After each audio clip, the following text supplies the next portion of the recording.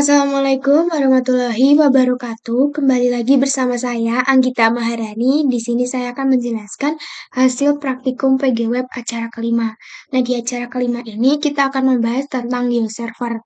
GeoServer adalah sebuah perangkat lunak yang bersifat open source yang digunakan untuk mengelola, menyimpan, dan mempublikasikan data geospasial melalui layanan web.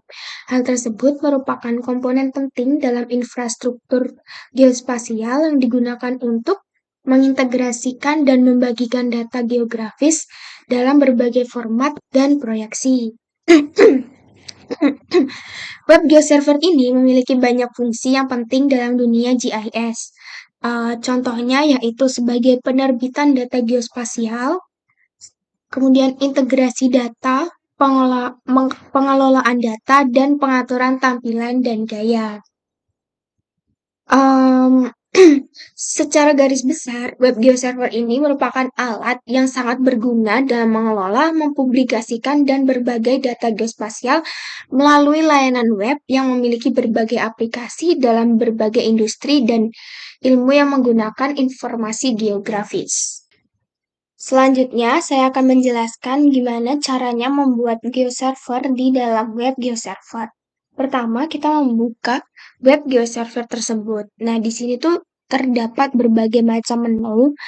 Nah, di salah satunya itu ada menu data. Di menu data ini tuh ada berbagai submenu lagi, yaitu layer preview, workspace, stores, layers group, dan style.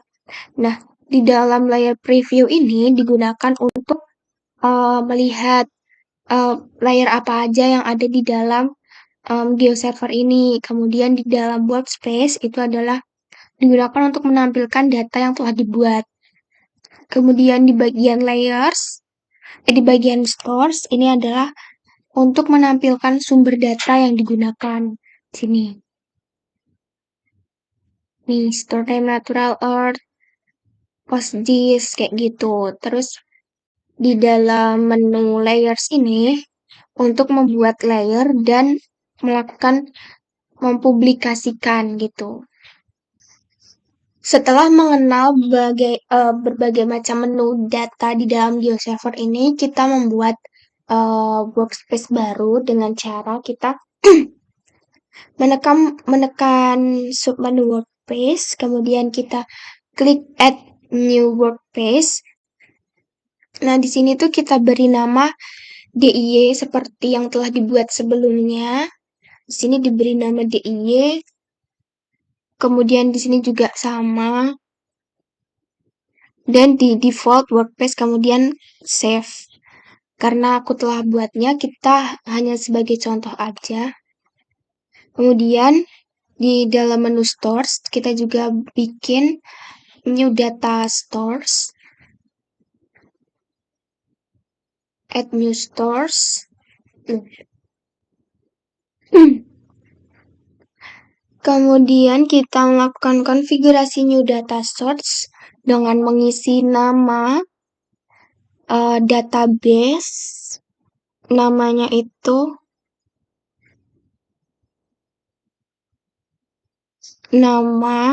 data source nama, kemudian database-nya itu kan kita telah membuat sebelumnya yaitu PG Web acara 4. Ini akan menghubungkan ceritanya itu. Usernya itu public, Postgres, passwordnya itu admin. Kemudian kita klik save. Selanjutnya itu akan muncul isi dari database PG Web acara 4 itu di bagian layer preview.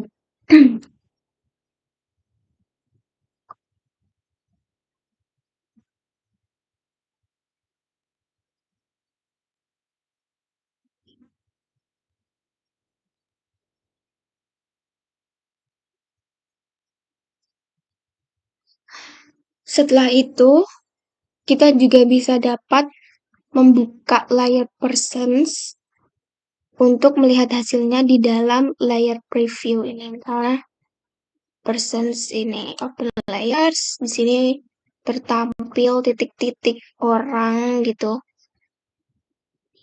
Setelah itu kita menekan publish. Kemudian di bagian layer name persons, kita klik publish. Untuk membaca bounding boxes ini dengan menekan compute from data, nantinya akan muncul nilai min X, min Y, maksimal X, dan maksimal Y di bagian native bounding box dan latitude or longitude bounding box. Setelah itu, kita membuka aplikasi The Beaver, di mana kita membuat new SQL script baru dan menyambungkan database yang telah kita buat sebelumnya, yaitu PGWeb acara 4. Kemudian di dalam SQL baru itu kita tambahkan script untuk menampilkan kolom ID, nick, full name, marital status, city, dan geom. Nah, di sini tuh scriptnya yaitu kan pertamanya itu ada nama first name dan last name. Nah, itu kita pengen di dalam kolom itu tuh dijadiin satu gitu, first name dan last name-nya, dengan cara concat P first name, untuk spasinya itu menggunakan tanda petik 1 dan diberi space, kemudian P last name sebagai full name, kemudian name sebagai marital status, kemudian memanggil city sebagai name sebagai city, kemudian kita juga memanggil geom, kemudian di sini melakukan join. Setelah itu, nanti ketika di run akan muncul kolom tabel yang berisi kolom seperti ini. Kemudian kita menuju ke GeoServer lagi untuk menuju ke menu layers, kemudian klik add a new layers, dan kita tuh menyambungkan database ke DIY PostGIS. Nah, di sini kita tuh menambahkan script query baru dengan klik configure new SQL view di sini. Kemudian di bagian view name-nya itu kita kasih persons full dan dikasih SQL seperti yang telah kita buat di The Beaver. Nah, setelah itu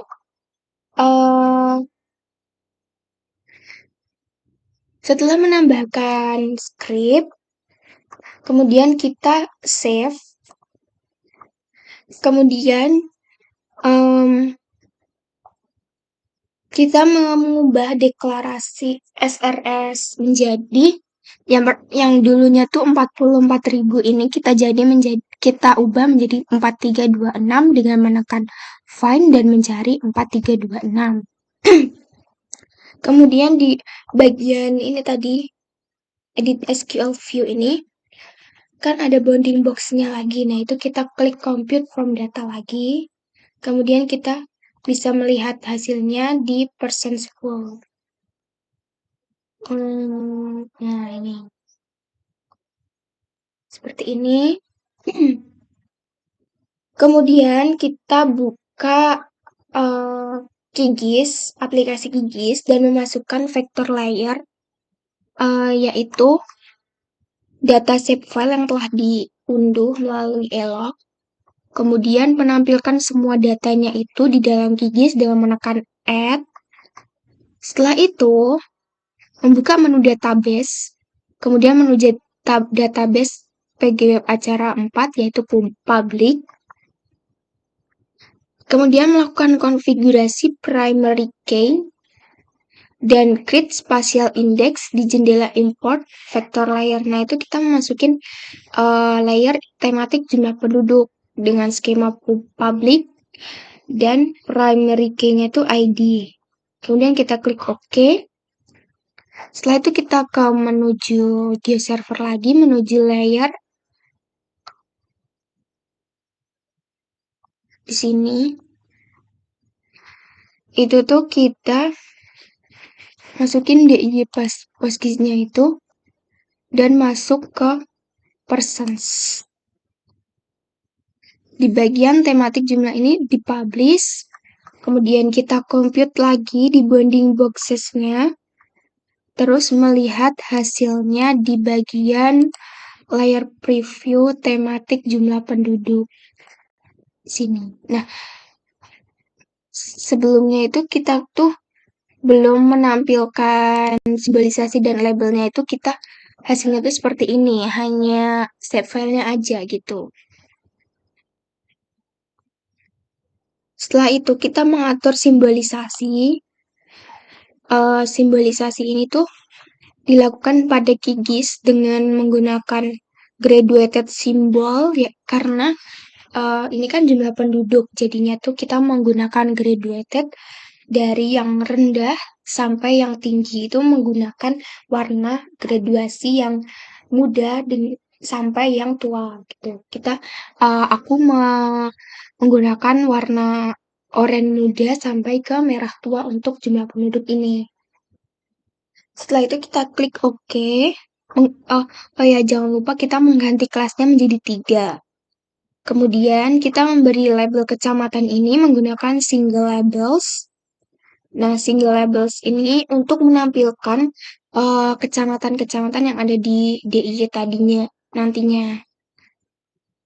Kemudian untuk mengatur ini labelnya itu kita klik style, nanti akan muncul save style. Nah, ini tuh kita save dan diberi filenya itu tematik jumlah penduduk. Kemudian kita save itu menjadi SLD layer style dengan maksudnya kita simpan dulu, kita buat folder SLD dan disimpan di dalam sini.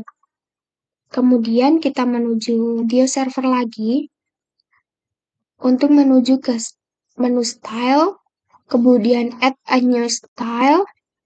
Nah, di sini tuh kita masukin database tadi tematik jumlah penduduk, dan ininya formatnya SLD, dan kita choose file dari file SLD yang telah kita buat di label single tadi.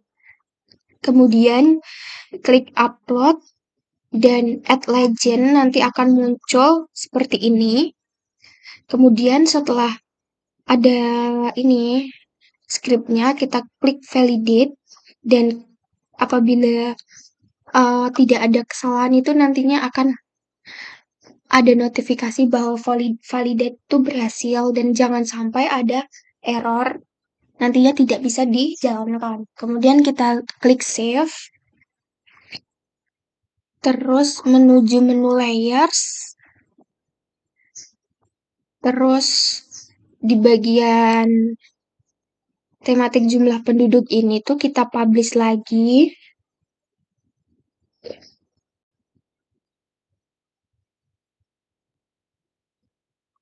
Terus nanti kita menuju ke publishing, kita juga masuk ke WMS setting, ini kita centang queryable, dan nanti kita klik save. Kemudian kita bisa melihat hasilnya itu di layers preview di bagian tematik jumlah penduduk. Nah, di sini telah muncul hasil simbolisasinya dari penduduk yang rendah sampai ke yang tinggi. Itu yang rendah itu berada di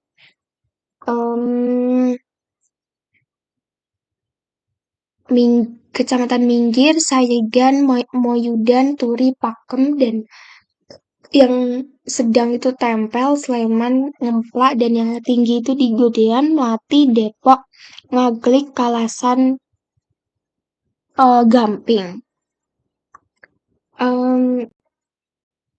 Ini merupakan hasil dari praktikum acara kelima ini. Sekian penjelasan langkah kerja dari saya untuk membuat GeoServer ini. Kurang lebihnya mohon maaf. Wassalamualaikum warahmatullahi wabarakatuh.